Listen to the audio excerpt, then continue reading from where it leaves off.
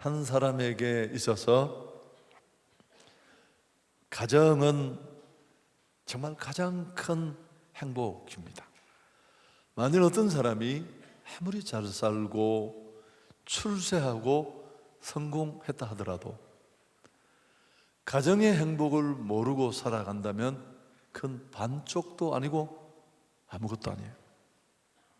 그만큼 가정을 통해 주시는 축복은 크고 더 귀한 것입니다.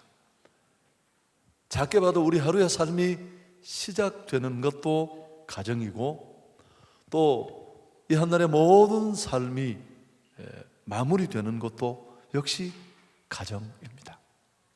그리고 우리 영혼의 안식처이기도 합니다. 이런 말이 있습니다.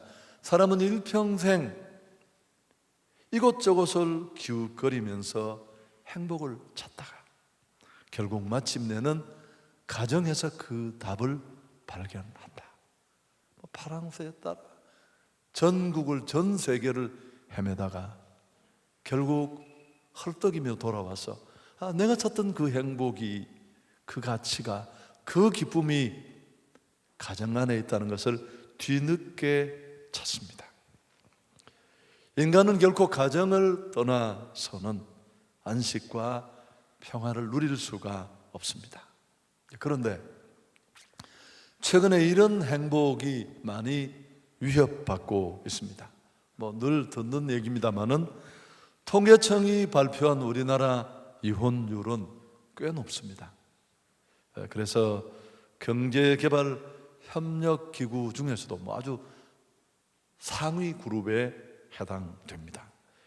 그나마 참 다행인 것은 2016년도, 아직 2017년 통계는 정확하게 나와 있지 않습니다만 2016년 통계를 보면 이혼이 10만 7,300건에서 그 전년보다, 2015년도보다 1.7%, 약 1,700건이 감소했습니다.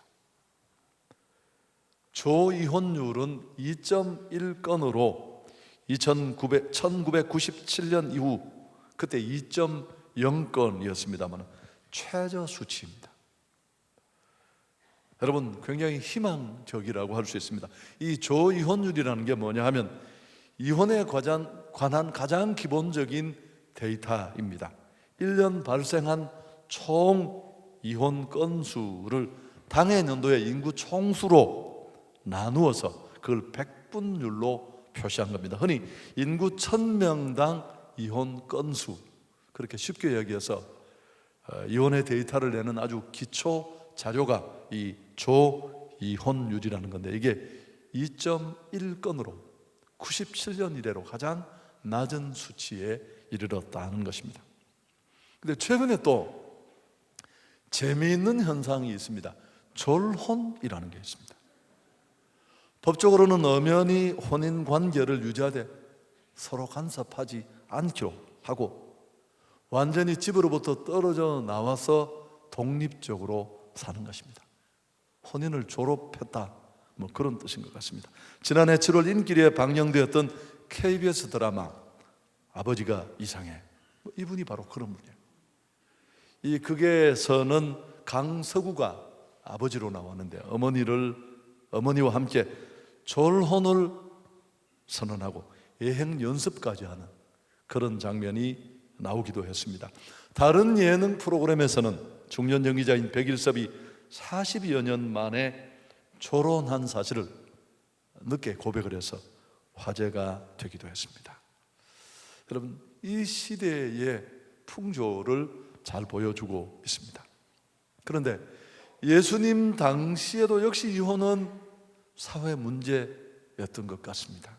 우선은 당시 막강한 실력을 가지고 있었던 헤롯 왕도 이혼 전력이 있었습니다. 그래서 굉장히 빈번하게 이혼이 이루어졌던 것으로 보이는데, 어느 날 바리새인들이 예수님께 나와서 물었습니다. 바리새인들이 예수께 나와 그를 시험하여 묻되 사람이 아내를 버리는 것이 옳으니까. 여러분, 물론 좋은 의도가 아니라 시험하려는 의도로 물은 질문이었습니다. 왜 예수님에게 이렇게 시험을 걸었을까?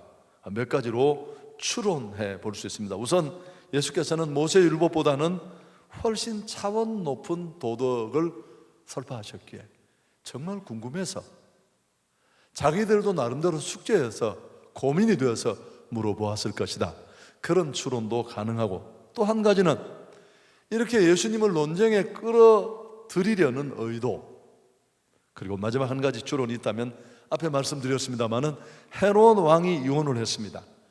이걸 보고 쓴소리를 마다하지 않았던 세례 요한이 죽임을 당했기에 예수님도 이렇게 올무로 끌어들여서 같은 운명에 빠뜨리려는 그런 괴계가 있지 않나, 이런 추론들이 있습니다. 이제 예수님은 오히려 되묻습니다. 그들의 이런 질문에 모세는 뭐라고 명하더냐? 그들이 대답합니다. 4절에 보시면 이르되 모세는 이혼 증서를 서주어 버리기를 허락하였나이다. 모세는 이혼 증서를 서주고 이혼해도 된다고 허락했습니다 라고 말한 이 말이 모세의 말을 빗대는 것처럼 보이지만 사실은 문맥을 가만히 살펴보면 자신들의 이혼관입니다. 그 시대 그들이 선호하던 이혼관을 보여줍니다. 저들은 모세의 말을 문자적으로 취해서 이혼 증서를 써주면 얼마든지 이혼할 수 있다고 생각했습니다.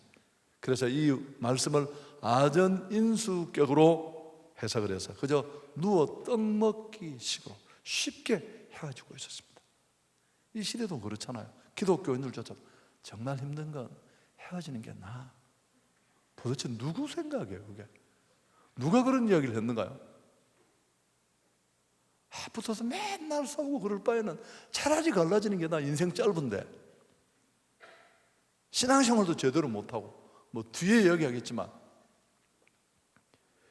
여러분 모세의 말씀은 이렇습니다. 신명기 24장 1절이 그 내용인데, 사람의 아내를 맞이하여 데려온 후에 그에게 수치되는 일이 있음을 발견하고 그를 기뻐하지 아니하면 이혼 증서를 써서 그의 손에 주고 그를 자기 집에서 내보낼 것이요. 여기서 관건이 되는 구절은 그에게 수치되는 일이라고 말했는데, 이게 이혼의 요건이에요. 도대체 수치되는 일이 뭐냐라는 것이 또 다른 논쟁의 불씨가 될 수 있습니다. 이 바리새파 중에도 아주 엄격한 산마이파는 수치되는 일을 간음 하나로 규정을 했습니다. 그래서 간음죄를 범하는 것 외에는 이혼을 하지 못한다, 그렇게 못을 박았습니다. 반면에 다소 자유로운 견해의 파인 힐렐파는 달랐습니다. 무슨 조건이든지 이혼이 가능하다, 수치스럽다고 규정하면 그렇게 폭넓게 해석을 했습니다. 여러분, 희한한 내용들이 나와요. 아내가 아침 밥을 태웠을 때, 큰일 났습니다. 자주 있는 일인데, 반찬에 소금을 너무 많이 넣었을 때, 집안 청소가 잘 되지 않았을 때, 남편에게 심하게 말대꾸했을 때, 저 뒤에서 탄식이 흘러나왔습니다. 내용은 알 수 없지만, 여러분 이처럼 마음대로 해석을 해서 편안한 마음으로 수치되는 일이라고 규정하고 이혼 증서를 서주고 편안히 갈라섰습니다. 아이고, 그렇게 싸울 바에나 신앙생활도 한번 제대로 못하고 갈랐어. 여러분, 비슷한 상황이에요. 예수께서는 모세의 답변의 근원을 캐내서 이렇게 밝혀주십니다. 5절은 같이 읽으면 좋겠습니다. 예수께서 그들에게 이르시되 너희 마음이 완악함으로 말미암아 이 명령을 기록했다. 그럼 모세가 왜 이런 확대 해석하고 자기들 나름대로 수치되는 일을 마음껏 규정할 수 있는 이런 여지를 주는 말을 기록했을까 하는 것입니다. 여러분, 모세 시대에 왜 율법으로 이혼 증서를 써주면 이혼할 수 있다고 허락할 수밖에 없었을까요? 사람들이 너무 많이 이혼을 하는 겁니다. 그래서 이런 시대 상황을 보고 깨어지는 가정이 속출하는 것을 보면서 그래도 이걸 좀 막아보려고 단서를 다는 거예요. 적어도 이런 조건이 나야 된다. 마음대로 너무 쉽게 비일비재하게 가정들이 깨어지고 파탄하니까요. 그래서 그걸 좀 막아보려고 금지하려고 이런 규정을 만들었습니다. 적어도 이런 조항이라야지만 이혼을 말할 수 있다라고 규정을 만든 것입니다. 그런데 사람들은 이 규정을 더 완악하게 악용해서 더 편안하게 이혼하고 또 자기 마음대로 수치스러운 일을 규정하고 이혼해 놓고도 죄책감마저 느끼지 않는 거. 모세도 얘기했는데 그대로 했다. 여러분, 그래서 오늘 예수님은 재해석해서 오늘 말씀을 들려줍니다. 지금부터가 중요해요.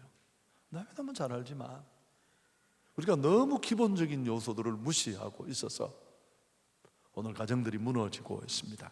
자, 6절부터 시작되는데요. 하나님은 이렇게 말합니다. 6절 보시면 창조 때로부터 사람을 남자와 여자로 지으셨다. 예수님 말씀하신 신약 시대에만 아니라 이미 처음 만들 때부터. 여러분, 가정은 하나님 아이디어예요. 아담과 하와가 눈이 맞아서 시작된 게 아니라 둘은 눈을 맞을 시간이 없었어요. 가정은 하나님의 아이디어예요. 하나님은 처음부터 창조 때부터 사람을 남자와 여자로 지으셨다. 이 말은 성경은 처음부터 철저하게 일부일처제라는 것입니다. 여러분, 이건 시대가 바뀌고 세대가 달라지고 상황이 아무리 뒤틀려도 절대 무시되거나 재해석될 수 없는 것입니다. 하나님은 가정 제도를 만드시면서 처음부터 일부일처 제도를 창조하셨고, 엄격한 의미에서 이 일부일처제라는 시대 상황이 아무리 바뀌어도 달라질 수 없는 이 근거를, 이 기초를 어떤 정당한 이유로라도 허문다면 이건 벌써 그 질서를 파괴하고 말씀의 약속을 넘어선 것이란 겁니다. 그래서 여러분, 이혼은 곧 간음이라는 결론을 예수님은 아주 단박에 내리십니다. 11절 12절 함께 읽습니다. 이러시되 누구든지 그 아내를 버리고 다른 데 장가드는 자는 본처에게 간음을 행하며 또 아내가 남편을 버리고 다른 데로 시집가면 간음을 행합니다. 사정, 이유, 그럴 만한 정황 1절 초월해서, 시대를 초월해서 바뀌지 않는 이 근거를 어떤 정당한 이유, 그럴 만한 사정 때문에 허물더라도 그건 간음이다, 그렇게 규정한 것입니다. 오늘 이혼이 이렇게 쉽게 이루어지는 이유가 뭘까요? 사회학자들은 이렇게 설명합니다.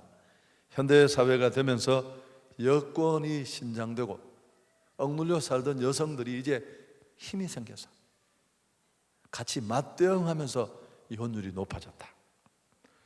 경제적인 어려움 때문에 여러분, 가난이나 결핍은 예상외로 난적이 될 수 있거든요.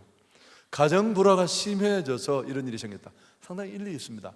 이 조이혼율 통계를 보면 IMF 이후에 급상승했습니다. 언젠가 누군가는 논문을 써야 될까요?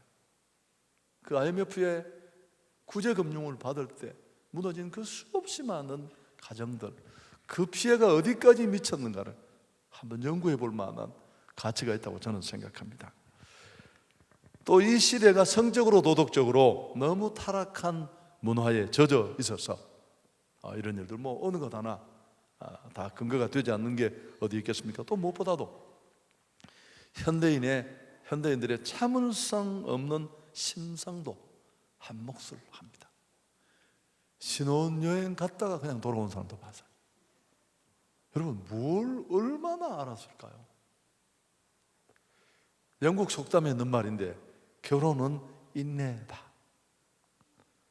아멘도 안 하고 정서에 안 맞다는 얘기죠.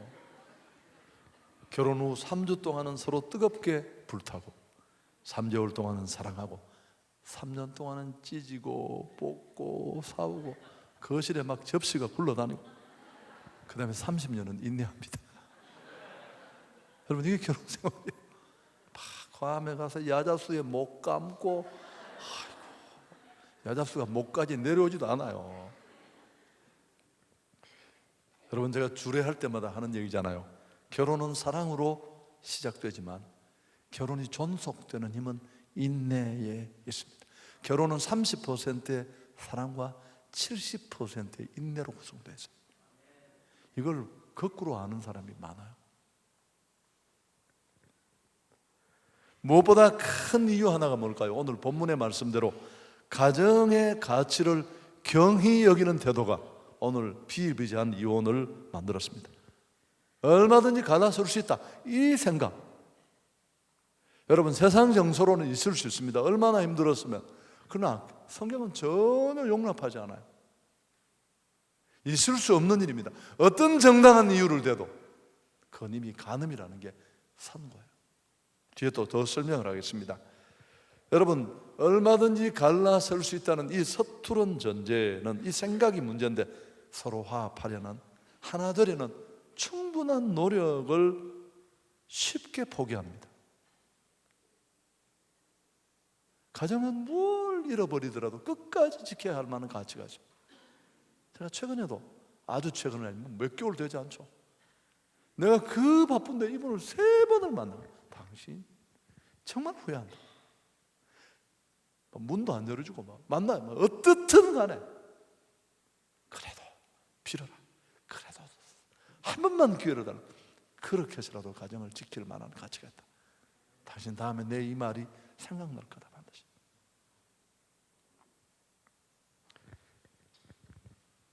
여러분, 그래서 화합하고 하나 되려는 노력을 절실하게 하지 않습니다. 제가 이인주인가요, 언어의 온도라는 책을 썼는 사람, 그 인터뷰 마지막에 전문 작가들은 당신 글이 수준이 낮다, 여러 가지를 얘기하는데 왜 이렇게 사람들에게 읽혀지냐, SNS의 영향이다. 이분이 그러더라고요. 내 절실함이 독자들에게 전해진 거 아니겠냐. 참 멋있잖아. 여러분, 절실하면 그게 사람에게도 전해지고 하나님께도 전해질 줄 믿습니다. 오늘 밤도 그래요. 매달 기도하지. 다 답답한 게 많죠. 여러분, 저도 정신이 없어서 정신을 차리고 나니까 오늘이 1월 5일이라는 오늘 처음 알았어.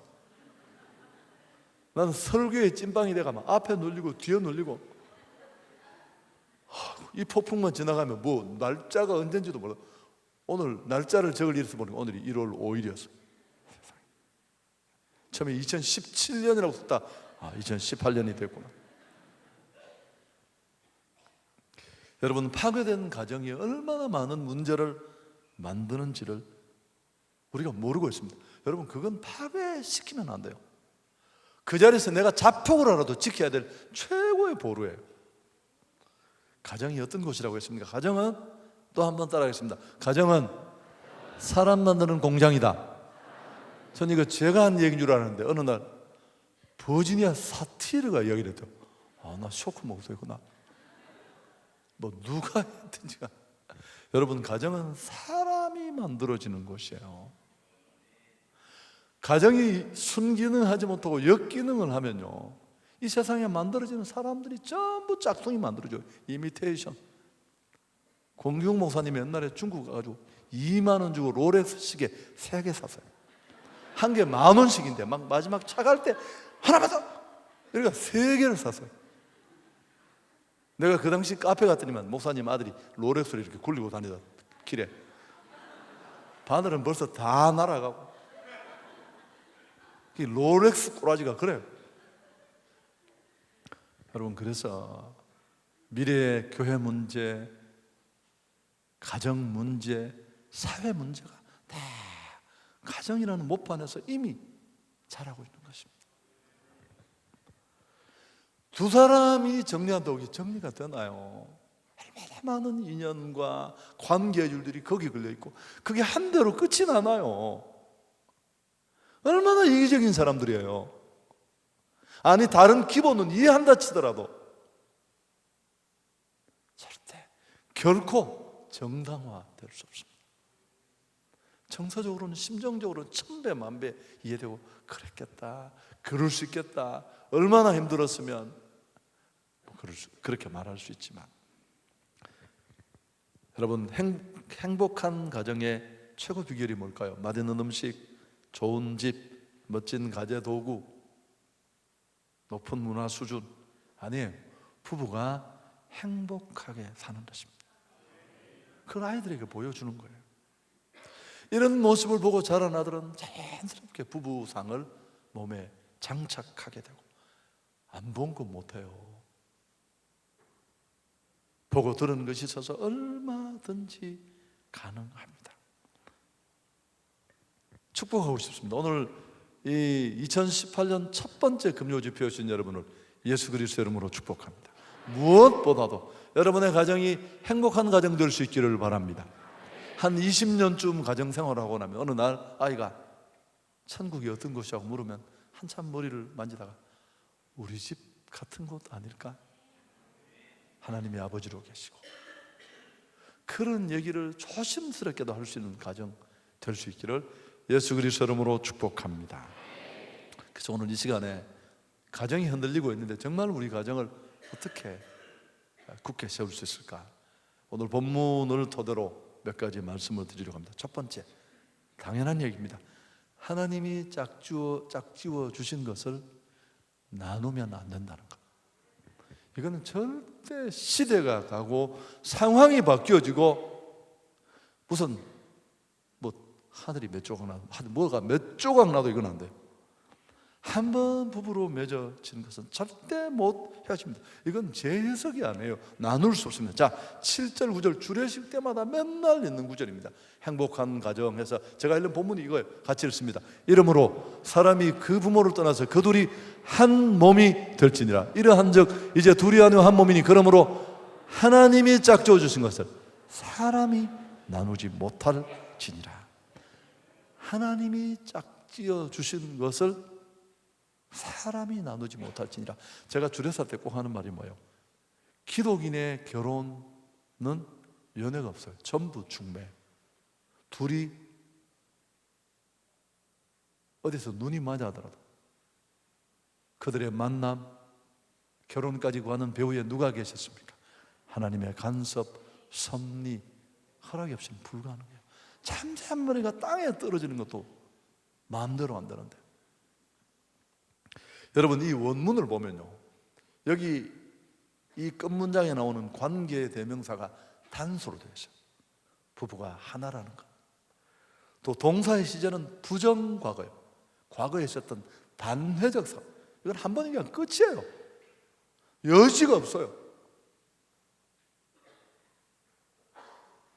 부부는 창조적인 원리였으나 영적으로 하나님이 짝지어 주신 것입니다. 여러분 이 믿음이 우리에게 있어야 할 줄 믿습니다. 여러분 이 신앙, 이 말씀의 신앙이 하나님이 안 된다는 이 신앙에 굳게 서면 이혼은 없어요. 죽어도 같이 죽는 거지 뭐.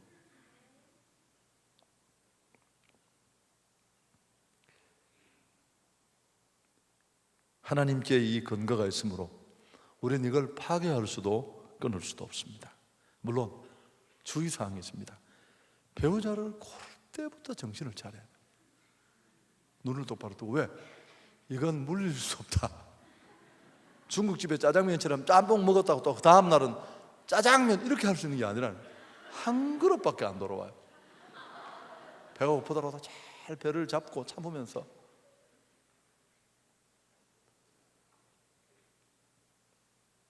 여러분 그래서 결혼을 잘 해야 됩니다. 우리 어머님 말씀을 또 인용하겠습니다. 야 이놈의 새끼야, 처녀복은 개복이다. 시집을 잘 가야 된다. 아니 남자는 그 총각복도 개복입니다. 정말 좋은 아내를 만나면, 그 잠언에 나오는 그런 현숙한 아내를 만나면 축복의 사람이 될 줄 믿습니다.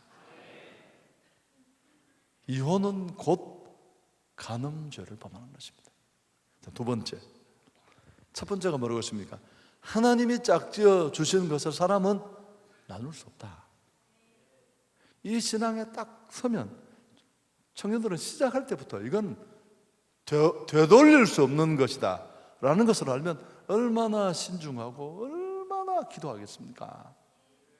내 판단, 내 지혜로 쉽게 섣불리 결정했다가는 돌이킬 수 없다는 걸 알았으니까. 그 다음 두 번째, 화목한 가정을 만들기 위해서 끝까지 노력해야 됩니다. 여러분, 결혼은 신혼여행 가서 관 가가지고 야자수에 목매고 2바퀴 돌고 끝나는 게 아니라 돌아오면 택배로 행복이 배달돼가 행복 배달 이런 게 아니라 정신 차리고 나면 정말 이상한 일들이 벌어져요. 생활고 애는 밤새 빽빽 울고. 여러분, 그러다가 남편이 실직이라도 해보세요. 이거 경험 없고 익숙하지 않은 젊은이들에겐 치명타예요. 예전 그런 거 한 방에 그 아침에 어디로 날아가고 없어요. 여러분, 그런 속에 행복한 가정을 만들기 위해서 끊임없이 노력해야 돼요. 저는 결혼을 하니까 우리 어머님이 또 만만찮아요. 저의 어머님이신데 얼마나 만만찮았겠습니까? 뭐 다 쉽지 않아요. 여러분, 누구 집이나 예외 없어요. 예외.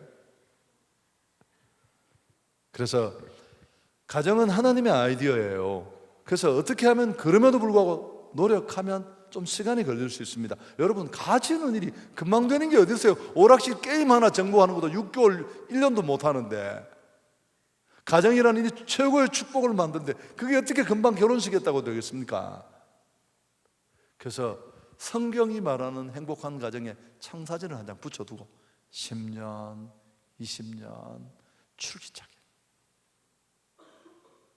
여러분, 설교를 잘하는 사람이 어떤 사람일까요? 본인이 설교 잘한다고 생각할 적이 한 번도 없이 매번 고통스러운 작업을 힘들어도 궁시렁거리면서 또 그 작업에 자신을 집어넣고 그 마지막 결과물에 조금 미리함을 보면서 또 회복하고, 이 긴장을 한순간도 안 늦추는 사람들이더라고요. 제가 보니까 행복하고 아름다운 가정을 만들기 위해서 여러분, 멈추지 말고 천국 가는 그날까지 힘쓰고 노력할 수 있기를 바랍니다. 제가 어제 목요일이 비로소 빤한 날이었습니다. 운동을 시작하려고 딱 운동복으로 갈아입다가 오늘 내가 요리를 해야 되겠다. 제가 21번째 요리를 하고 못했거든요. 그래서 갑자기 아내를 족쳐서 공동 카톡에 먹고 싶은 음식을 올려주면 내가 만들겠습니다. 그래서 그날 밤 요리는 예전에 했던 요리 콩불로 결정이 됐어요. 우리 와이프는 또 무슨 콩불이냐고 말이야. 뭐 요리도 안 하는 보조 셰프가 이렇게 말이 많아요. 아무것도 안 하는데. 그래서 어쨌든 여러분, 제가 머리도 덜 말랐는데 준비는 우리 딸이 하고, 그래서 제가 가서 제가 또 요리사니까 콩불을 만들었습니다. 콩불이 콩나물 불고기라는 말입니다. 콩나물을 사서 얹고 밑에 기름을 두르고 대패 삼겹살을 위에 올리고 파 뿌리고 뭐 그렇게 하니까 이거 정말 맛있다는 거 아십니까? 아이들이 먹고 나서 그럼 제가 이걸 왜 했을까? 제가 그 바쁜데 지금 이제 겨우 정신이 들었는데 제가 왜 했을 것 같아요? 왜 했을까요? 식구들이 그걸 먹으면서 행복해하고, 먹으면서 싸우는 사람이 잘 없잖아요. 또 애들이 먹기 전에 사진 찍어 인스타그램에 다 올리고 그래요. 뭐 그걸 전 좋아하지 않는데 그냥 우리 식구들이 행복해 한다는 거, 아빠가 바쁜데 이런 일을 해줄 수 있다는 거, 여러분 노력하고 있다는 말씀을 여러분에게 드리는 겁니다. 오늘을 살아가는 현대인들은 이런 노력을 게을리 합니다. 그래서 그 텐드 우드라는 사람은 결혼의 성공은 알맞는 짝을 찾는 데 있는 것이 아니라 알맞는 짝이 되어주는 데 있다. 지금도 찾는다고 눈 뻘겋게 안락 넣고 다니는 분 계시죠? 아이고, 약방만 돈 벌겠네. 여러분, 가정은 서로 돌보고 희생하는 곳이어야 합니다. 평화가 어떻게 만들어질까요? 제가 잘 하는 얘기죠. 평화가 어떻게 만들어질까요? 평화 하늘 위에서 내려오네. 하늘에서 내려올까요? 물론 하나님 평화를 주시죠. 여러분, 평화는 죽음 위에서 만들어져요. 하나님과 우리 사이에 죄 때문에 높은 불화와 분쟁의 담이 있었습니다. 그런데 우리 구주 예수 그리스도께서 십자가에 살찌고 피 흘려 죽으심으로, 화목제물 되심으로 우리가 하나님과 화목하게 된 줄 믿습니다. 교회도 마찬가지입니다. 맨날 떠들고 큰 소리치는 목사 때문에 평화로운 게 아니라 자기 말이 맞고 당연한 이치지만 교회 평화를 위해서 그래도 침묵하고 생각도 견해도 주장도 죽이는 그 많은 자기 죽음을 고사하는 그분들 때문에 교회 평화가 오는 겁니다. 가정이 행복한 가정은 어떤 가정일까요? 남편이나 아내 둘 중에 한 사람이 성질이 급한 한 사람이 떠들면 아이고 저 인간은 맨날 저런다 그러고 그저 다른 데로 가버리면 돼요. 죽었다 생각하고. 그럼 가정이 다 살아요. 남편 한마디 한다고 아내도 열받아가 막 비행기에 참기름 넣고 공중전 멀리가 장인 목 날리고 장모 목 날리고. 그럼 몰살이야, 몰살. 거기 뭐가 남아요, 그 전쟁터에. 저희 집이 평화를 유지하는 이유도 이겁니다.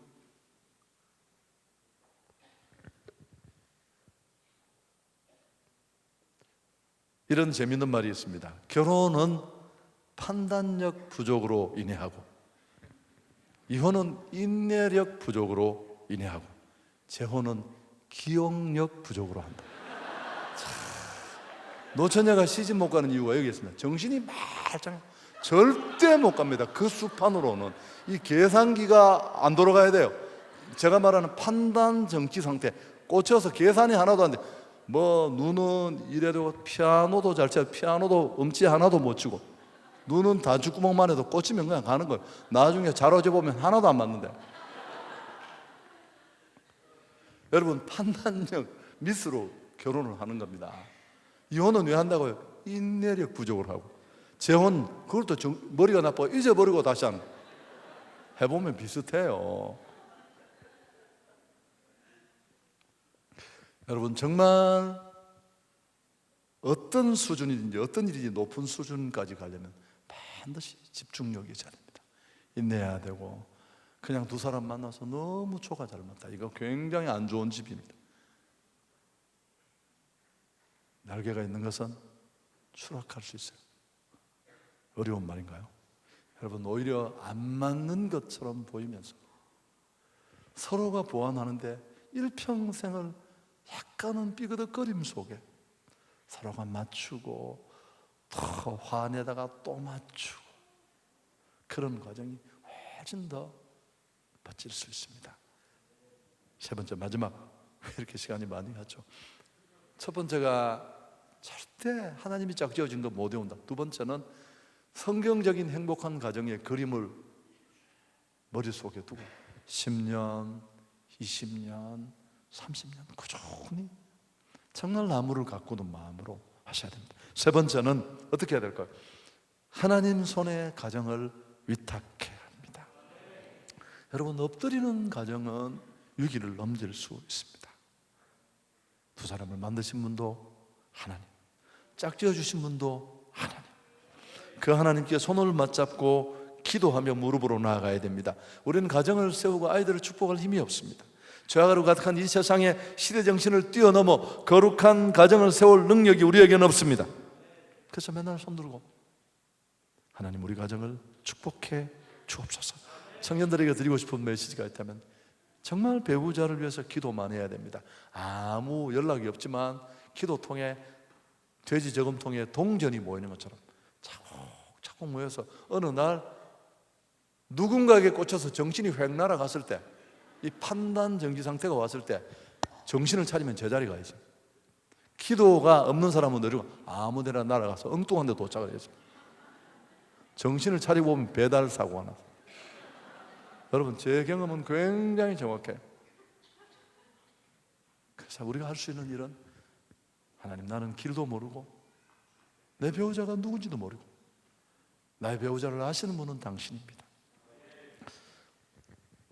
야곱은 라헬을 얻기 위해서 14년 수고했고 아브라함은 이삭의 아내 리브가를 위해서 오직 하나님께 기도했습니다. 기도의 축복은 뭐 이루 말할 수 없습니다.